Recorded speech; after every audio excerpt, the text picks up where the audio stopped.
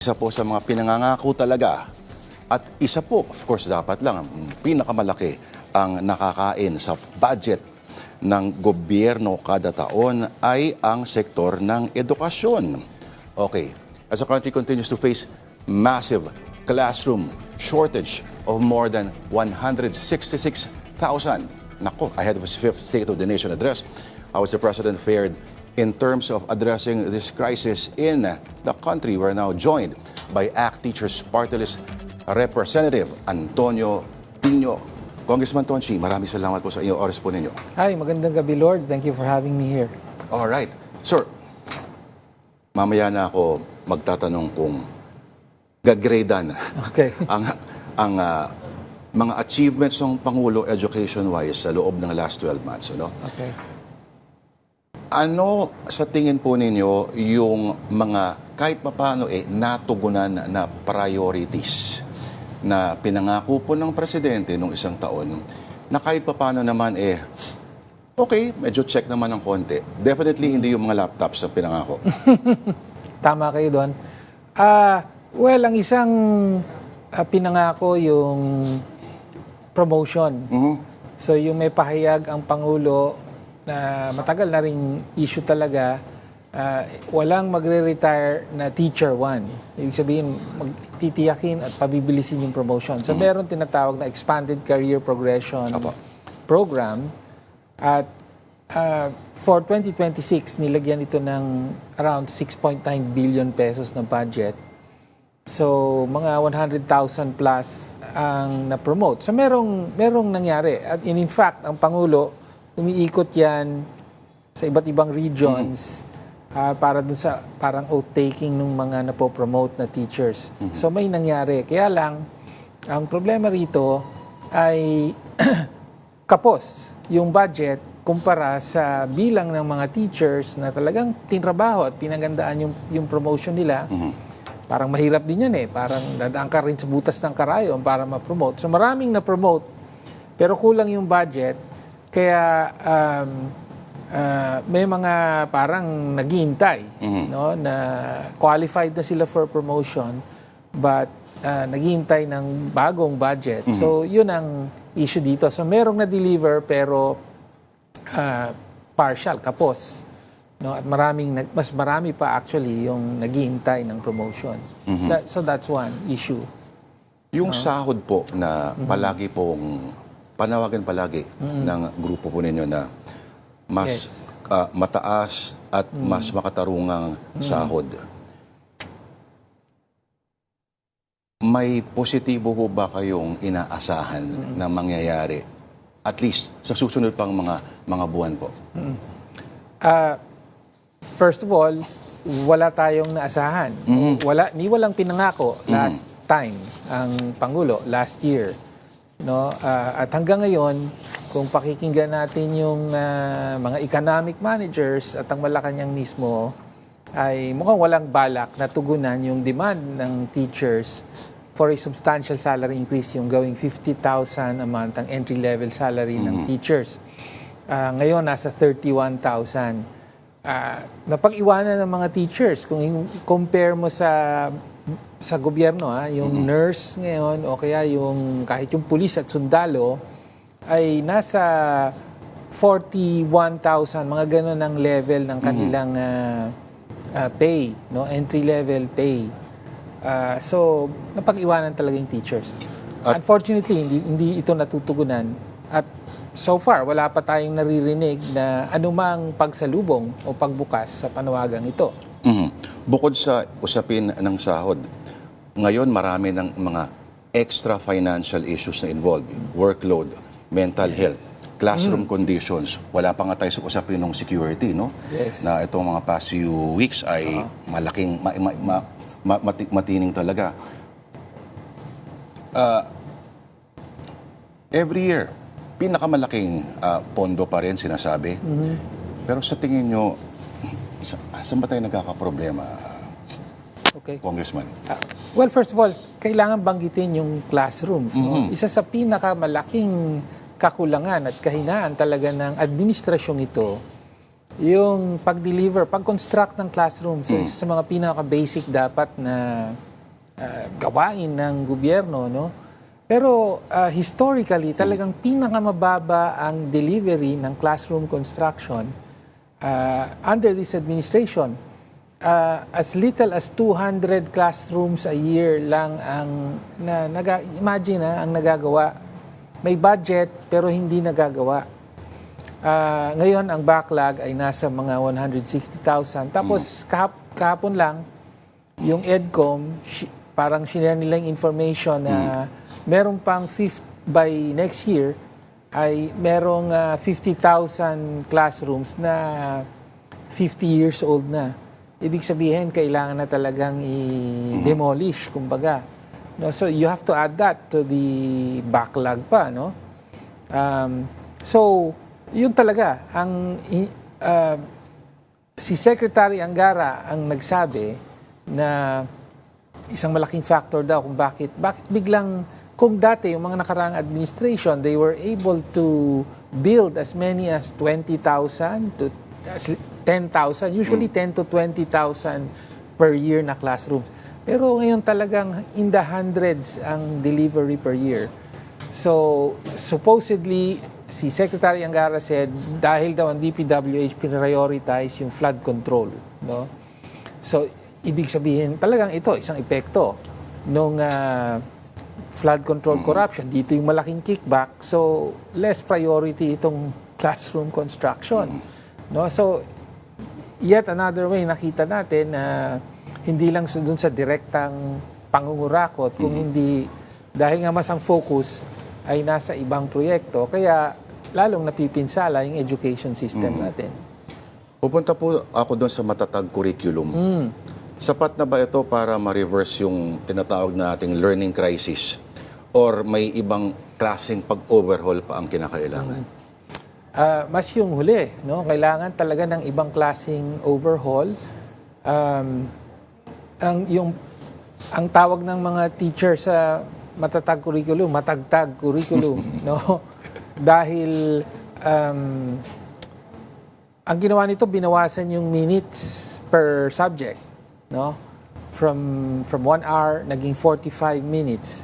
Tapos ang naging epekto niyan sa isang araw, kung dati 5 hanggang 6 na subjects maximum ang tinuturo ng isang teacher, ngayon 7, 8. No? So nadagdagan yung workload ng mga teachers under this matatag curriculum. More students ang tinuturuan mo sa isang araw. Talagang pagod na yung mga teachers sa mas pinaiksing oras ng klase. Tapos cool again yung mga so palaging binabago yung curriculum. Tapos ang direksyon ay palabnawin yung curriculum. Ang parang buzzword both sa higher education at saka sa basic education, overcrowded daw masyado yung curriculum. Bawasan natin ang bawasan. Talagang sabi nga, malabdaw na ang Lucky to 12, ganun na no? Bawasan na natin ng history, bawasan na natin ng Pilipino, bawasan natin ng ganito, ganun.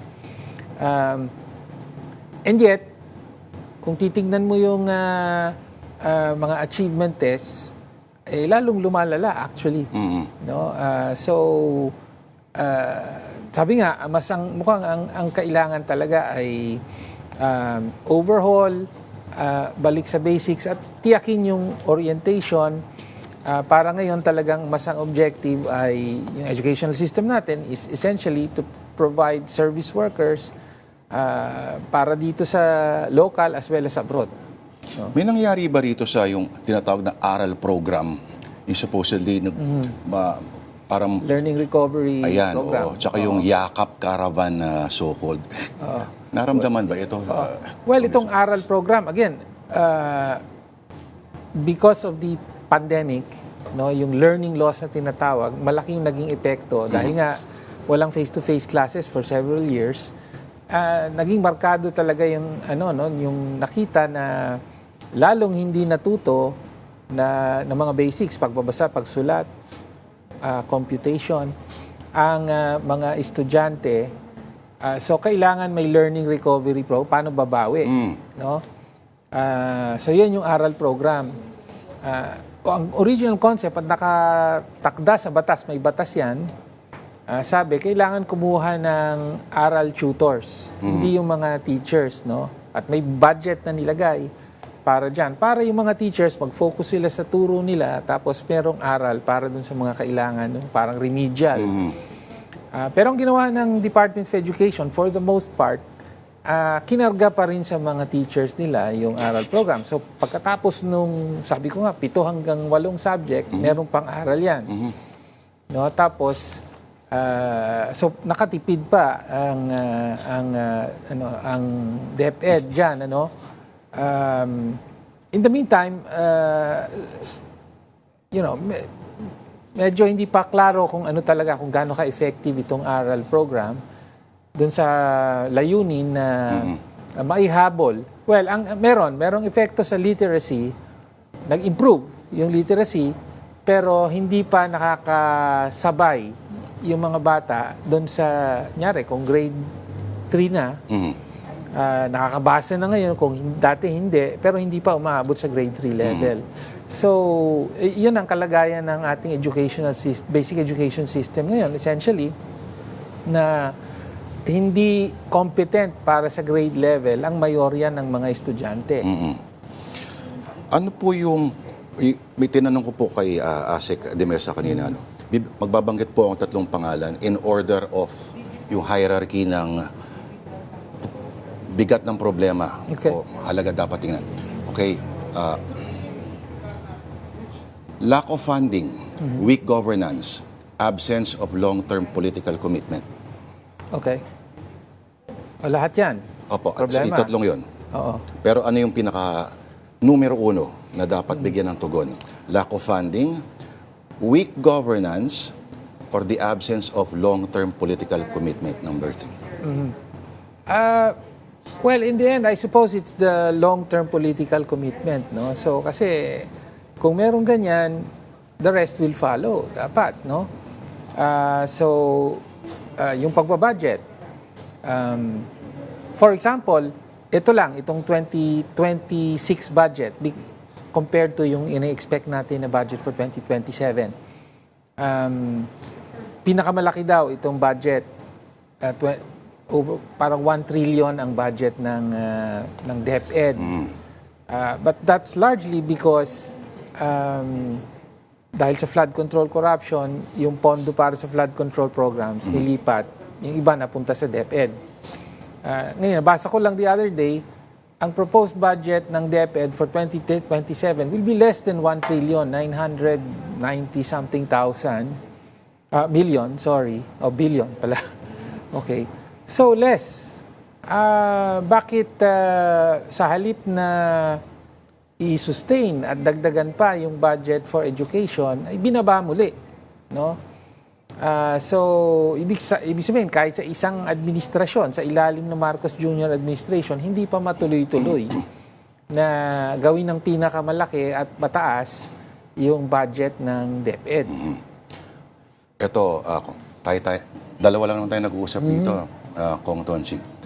Ano ang assessment mo kay Sani Angara as Education Secretary? Sa mahabang panahon ay advocacy niya ang education.